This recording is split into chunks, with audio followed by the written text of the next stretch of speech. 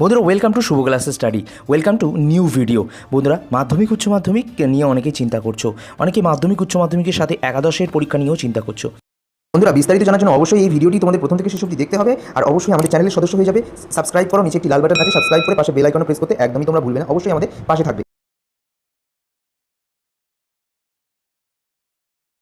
Pass, fail, grace marks, result কখন, কেমন হবে রেজাল্ট, এই বিষয়গুলো তোমাদের কাছে এখনও অধরা রয়েছে। তোমরা কেমন নাম্বার পাবে, অধরা রয়েছে তোমরা কত গ্রেস নাম্বার পেয়েছো, অধরা রয়েছে তোমাদের মার্কশিট এর কাজ কতটা দূর এগোলো।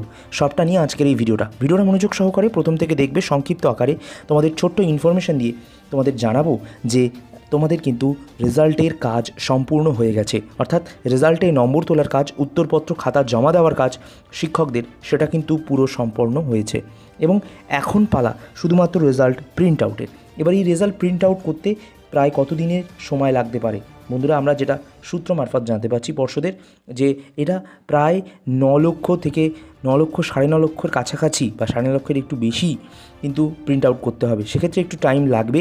গ্রেজ মার্ক সবাই 8 থেকে 10 নাম্বার করে পাচ্ছে।